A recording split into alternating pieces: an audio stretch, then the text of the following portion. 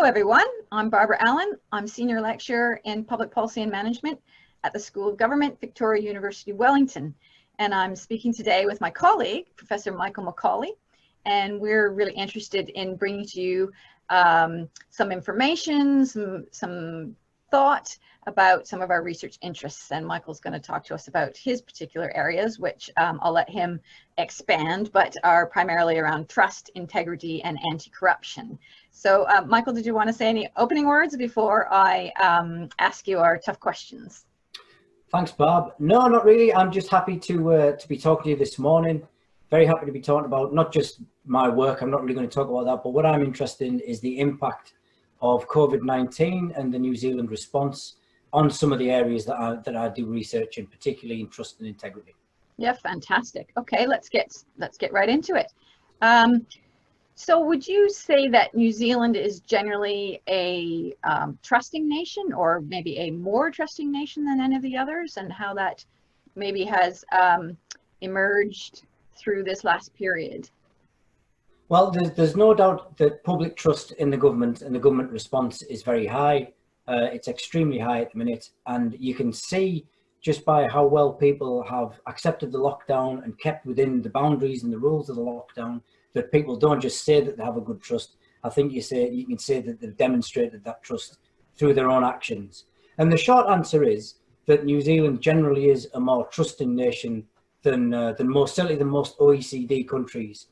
The latest figures from the OECD show, for example, in terms of satisfaction and confidence, which is about as good a proxy as we can get for trust, that New Zealand has 64% of New Zealanders have a trust in their government and satisfaction and confidence across the public service, and that's with an average of 45% across other OECD countries. It's not just the OECD though. Within New Zealand there are a number of different surveys, a number of different pieces of work. There's the Institute for Governance and Policy Studies, which has their public trust survey, which we've been running since 2016, which has shown that there's always been a high level of trust in the government, and that has increased under the Ardern government's reign. There are also very specific pieces of work and studies on specific areas in the public service. So there are numerous different surveys of the New Zealand police. And again, that shows a high proportion of trust in the police, disproportionately high when you compare it with other jurisdictions around the world.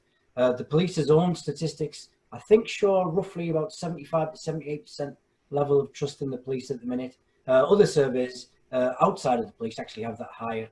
And we have things called things like the Kiwis Count survey, which looks at trust in the public service more generally. And again, you can see that public trust in the public service is very high. It's up to, say, around about the high 70s, again, early 80%, I think. That's trust from people who've had experience and work within the public sector. So our customers of the public service, not actual public servants. And so it is very high. That's the short answer. Yeah. There is a longer answer. Let me just prompt the other part of the answer, I suppose, then, in the sense of the government has clearly benefited from that in terms of getting people to agree to doing a very restrictive lockdown.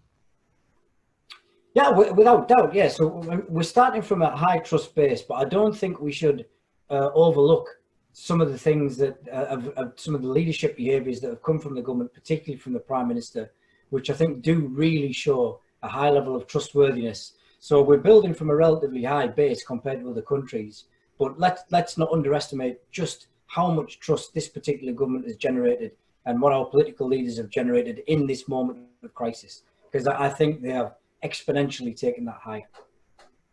So does Jacinda Ardern deserve her international reputation for trustworthy leadership, do you think? Yes, I do think she does. Yeah. I think she shows trustworthiness across the basic building blocks, the psychological building blocks of trust. So anyone will be able to tell you this, any psychologist will be able to tell you this. They might not use these exact terms or these exact words, but the main building blocks of building a trust relationship are to demonstrate credibility, to demonstrate reliability, and to demonstrate knowability. And I think Jacinda Ardern demonstrates all of those three things in absolute spades. What's the knowability part of it? Could you? Well, the knowability is about empathy. Okay. And obviously she comes across as a very empathetic person, but it's also in communication style. So, I mean, one of the things that went around the world, but I think it does show a great a great aspect of Jacinda Ardern's leadership was the public announcement about the Easter Bunny, for example. Right. So that kind of demonstrates a humanity, and it demonstrates a kind of a friendly face on top of the very serious nature of the message that just gives that added empathy. And I think, like I say, that added knowability. I think there's a strong sense within New Zealand that we feel we really know our Prime Minister in a way that maybe some other jurisdictions don't. Although obviously that's a little bit speculative. Do you think there's any chinks in that? Obviously, every leader takes criticism, and it appears there's the opposition. There's some struggle to even sort of criticize effectively. So what's that about, do you think? Well, yeah, I mean, I do think there are chinks within New Zealand. The big chink is that while the vast majority of people really do have a huge amount of affection and respect for the Prime Minister, that doesn't mean they support the Labour Party. And of course, the way that the last election went, the Labour Party was, quite handily defeated.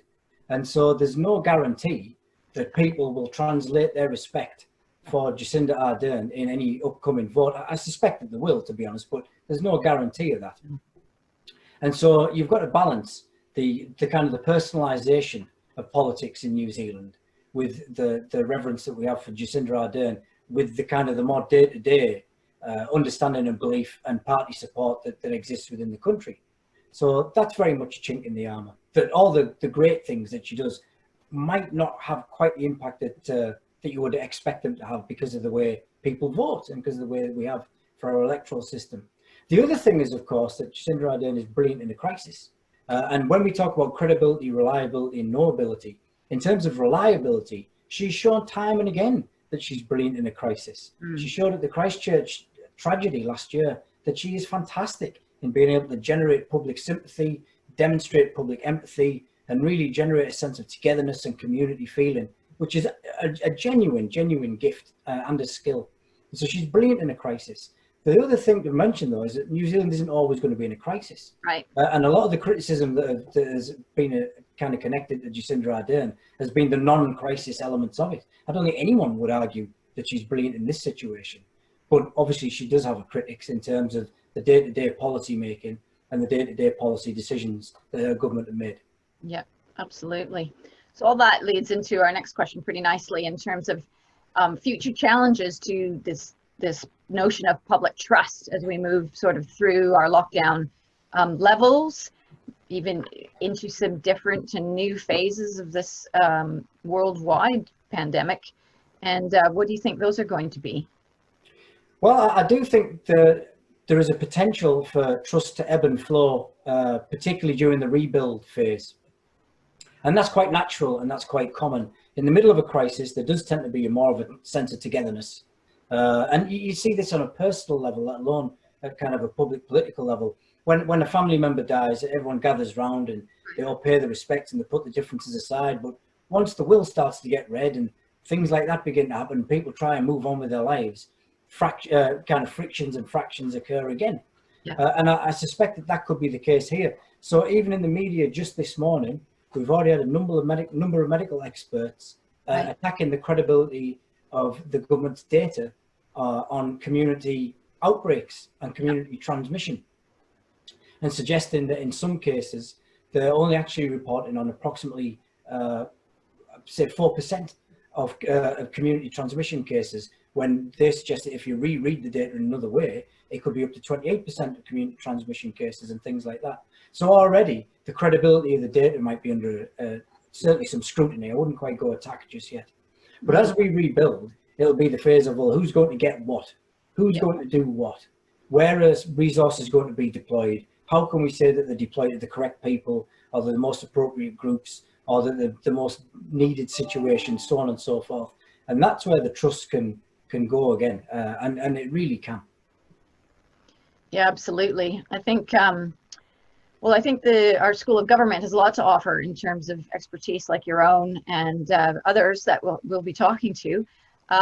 Is there any other sort of messages or ideas or just questions really that you might want to raise that people could think about or ask us about as time goes on? Well, the only other thing I think I'd like to mention is just how unhelpful it can be sometimes to have cross-jurisdictional comparisons. So it is true that New Zealand has done incredibly well. There's no doubt about that, and it should be praised. And I firmly believe that the government leadership should be praised for their reaction to this crisis. But that doesn't necessarily mean that we're transferable or even comparable with other nations.